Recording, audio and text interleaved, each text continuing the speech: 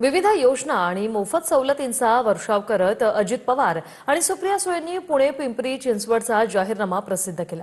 यावेळी दोन्ही राष्ट्रवादीच्या एकत्रीकरणावरून विचारलेल्या प्रश्नावर अजित पवारांनी मोठी विधानं केली। पाहूया एक रिपोर्ट। ताई आणि दादांचा प्रवास इथून निवडणुकांमध्ये देखील एकत्र पाहायला मिळणार आहेत। थांबा आणि पहा। मनाने एकत्र आलेले आहेत की पुण्यामध्ये झालेली आघाडी ही पॉलिटिकल ॲडजस्टमेंट आहे, नक्की म्हणायचं का? तुम्हाला जे वाटेल त्याचा अर्थ तुम्ही काढा। निष्ठावंतांनी नाराजी घरी ठेवावी म्हणणाऱ्या सुप्रिया सुळे पुण्यात साखर पेरणी करत दादांसोबत एकत्र आल्या आहेत। पाठीमागे शरद पवार आणि अजित पवारांचा फोटो होता।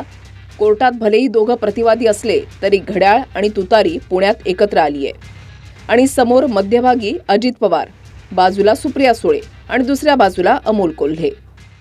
ताई आणि दादा आता एकत्र आलेले पाहायला मिळत आहेत। असाच ताई आणि दादांचा प्रवास इथून निवडणुकांमध्ये देखील एकत्र पाहायला मिळणार आहेत।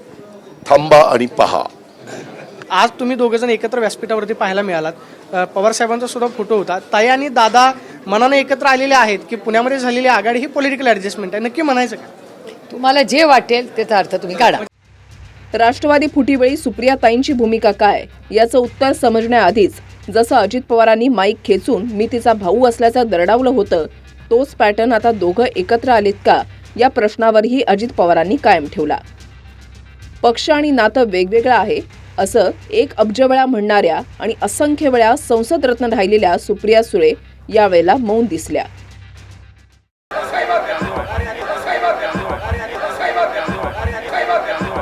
सुप्रिया तू बोलू नको। तिचा मोठा भाऊ म्हणून अधिकारवाणीने सांगतो गप्पा बसा वागायचे। will lead the campaign for municipal corporation. दादा गेल्या 8 ते 10 दिवसांपासून पुण्यात ठाण मांडून आहे। रॅल्या झाल्या, सभा झाल्या। तुम्ही कुठेतरी मागे पडलात असं वाटतं का? 9 ते 2 ते 3 दिवस प्रचाराला उरले। दादा पळत होते सगळ्यापासून, तुम्ही दिसला नाही। तिनं मला सांगितलं, दादा तू मोठा भाऊ आहेस, तू पळायचं, मी तुझ्या मागे आहेच। तुम्ही मला सोशल मीडियावर फॉलो करता, गेले 8 दिवस मी कुठे आहे त्याचा थोडा अभ्यास करा। पण माझ्या या आम्ही 4 जण बसतो, मग अंकुश अण्णांचा का नाही प्रश्न विचारत? ते पण नाही आहेत।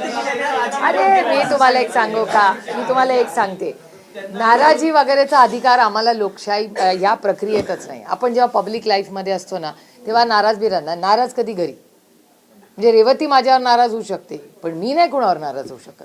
I am a professional. त्याच्यामुळे जर मी लोकसेवेसाठी उतरलेले असेल तर नाराजगी हा शब्द आम्हाला अलाउडच नाही आहेत, आमच्या डिक्शनरीतच नाही येते। नाही, नाराजी जेव्हा आघाडी होते तेव्हा वाटाघाटींमध्ये या गोष्टी होत असतात, पण राष्ट्रवादी काँग्रेस दोन्ही पक्ष हे नेते केंद्रबिंदू नाही आहेत, हे आमचे सगळे कार्यकर्ते केंद्रबिंदू। एखादा दुखावला गेला असेल तर त्याच्याबरोबर जाऊन मार्ग काढून त्याचं करिअर जास्त कसं पुढे जाईल ह्याची सगळी जबाबदारी, जसे हे हमीपत्र आहे तसं तेही आमचं हमीपत्र आहे। दरम्यान पिंपरी चिंचवडमध्ये दादांच्या स्वागतासाठी एका पदाधिकाऱ्यानं क्रेनवर लटकून पुष्पहार घातला।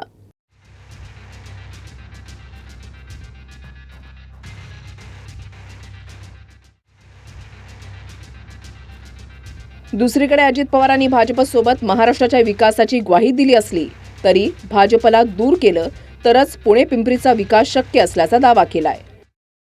70,000 कोटीचा जेव्हा मोदी साहेब बोलले 70,000 कोटीचा घोटाळा 100% सजा होणार, संध्याकाळी तर भाजपमध्ये आम्हाला लागले सांगायला। आणि ज्याला इशारा द्यायचा त्याला कळालं की देवा भाऊ आता काहीतरी करणार आहे की संध्याकाळी 70,000 कोटीचा घोटाळा काढणार आहे, संध्याकाळी लगेच जमा होतात। तुम्हाला माहिती आहे मी कुणाच्या वाकड्यात जात नाही, माझ्या वाकड्यात कोण गेलं तर मी त्याला सोडत नाही। अरे बघू तरी तुझ्यात किती ताकद आहे, गेलो आम्ही वाकड्यात, आता बघू काय करायचे ते। अरे आम्हाला घरातून जेव्हा जन्म होतो तेव्हा पहिला लंगूट बांधला जातोय, तो आम्हाला लढायची भाषा करायची नाही। अरे तो मोठा नेता आहे, मोठ्या नेत्याने छोट्या नेत्याला एकेरीच बोलायचं असतं। तुला माहिती नाही, आपण आपल्या मुलांना किंवा खालच्या गडी माणसाला अहो या बसा पाणी आणून देता का हो, असं नाही, हे पाणी आणून दे। त्याच्यामुळं त्याला तो मोठा असल्यामुळे तो अजित पवार त्याला चिल्लर वाटतोय म्हणून तो एक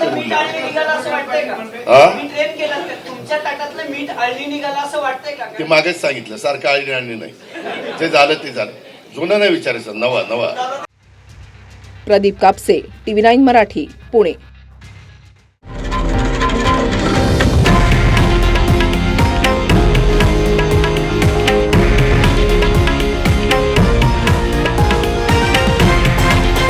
हे आहे देशातील नंबर 1 न्यूज नेटवर्क आणि आपण पाहत आहात TV9 मराठी, एकमेव.